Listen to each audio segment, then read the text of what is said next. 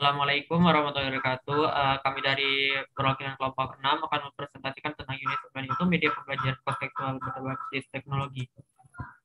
Di sini ada member kami, berikut adalah member-member kami.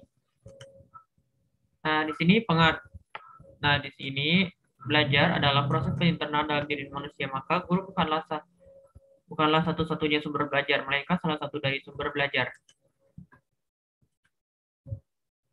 Association for Educational Communication and Technology memberikan antara 6 jenis sumber belajar itu pesan, kurikulum, dan mata pelajaran, orang, guru, orang tua, dan sebagainya.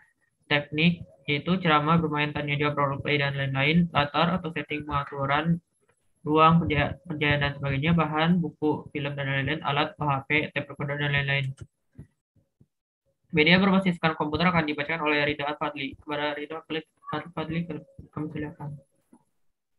Media berbasiskan komputer. Untuk interaksi yang dapat diaplikasikan adalah praktek dan latihan, tutorial, permainan, simulasi, penemuan, dan pemecahan masalah.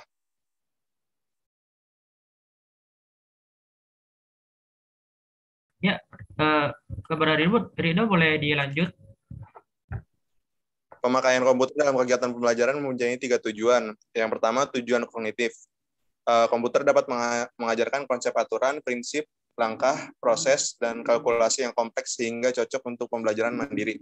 Yang kedua, tujuan psikomotor. Pembelajaran yang dikemas dalam bentuk games dan simulasi sangat bagus untuk menciptakan kondisi dunia kerja. Yang ketiga, tujuan afektif. Akan terpenuhi jika program dirancang secara tepat dengan member potongan klip suara atau video yang menggugah perasaan. Baik, terima kasih kepada Ridho. Selanjutnya, kegiatan pembelajaran akan dilanjutkan oleh Rehan Adito. Kepada Rehan Adito kami silakan. Kegiatan pembelajaran. Pembelajaran efektif berkaitan langsung dengan keberhasilan pencapaian pengalaman belajar. Pembelajaran efektif menguatkan praktek dalam tindakan dan mengintegrasikan komponen-komponen kurikulum inti. Pembelajaran efektif menemukan ekspresi terbaiknya ketika guru berkolaborasi untuk mengembangkan, mengimplementasikan, menemukan praktik pengajaran profesional.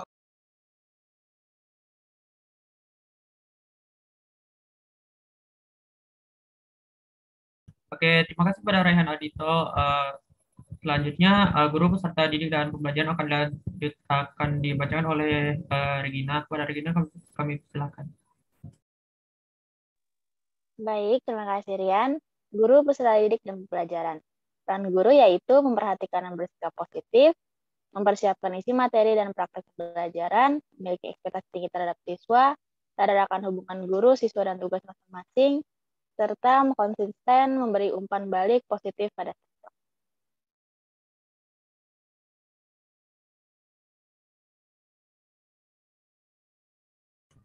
Baik, kepada Regina boleh dilanjut. Oke.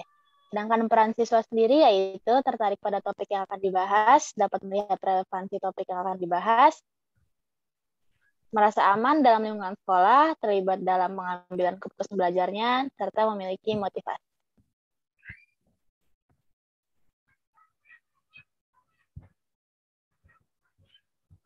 Boleh dilanjut, silakan.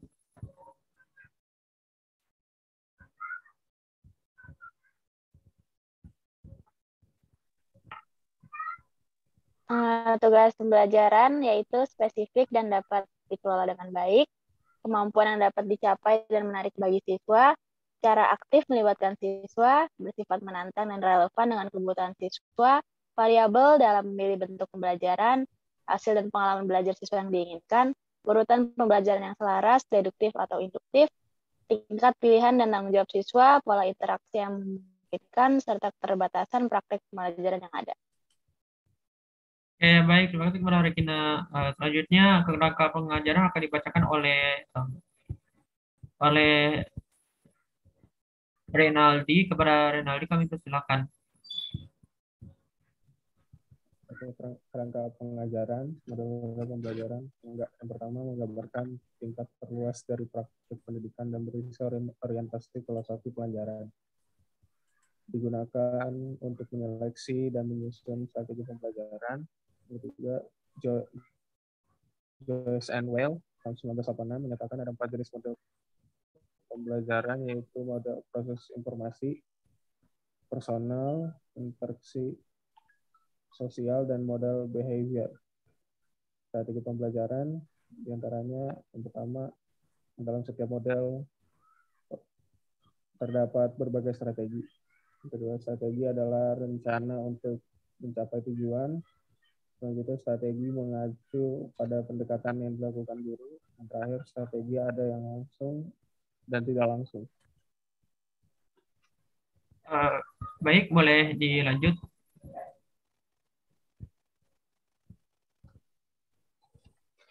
Metode-metode pembelajaran.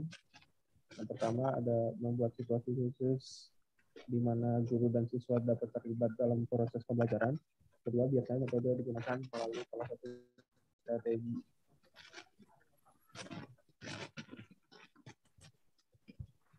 Baik, strategi pengajaran akan dibacakan oleh saya sendiri. Strategi pengajaran. Yang pertama, strategi pembelajaran langsung. Kedua, strategi pembelajaran tidak langsung. Yang ketiga, strategi pembelajaran interaktif. Selanjutnya, strategi pembelajaran melalui pengalaman. Dan terakhir, strategi pembelajaran mandiri. Baik, ciri utama media yakni visual, gerak, dan suara akan diajarkan oleh saya sendiri. Klasifikasi media. Yang pertama, audio visual gerak atau diam, visual gerak atau diam, dan audio cetak. Selanjutnya, pertimbangan pemilihan media. Yang pertama, tujuan yang ingin dicapai. Kedua,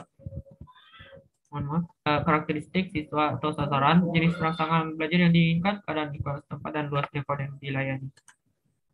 Teknologi informasi akan dibacakan oleh Rehan Adito. Kepada Rehan Adito kami persilakan.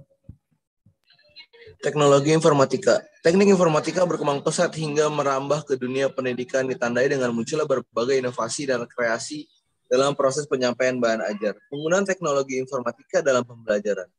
Course management. Membantu pengajar maupun peserta didik dalam melakukan interaksi, kooperasi, maupun komunikasi. Virtual class. Proses belajar mengajar dilakukan dari jarak jauh. Knowledge portal, kumpulan alamat web yang memiliki berbagai referensi disiplin ilmu. Cyber community, kegiatan yang menggunakan internet.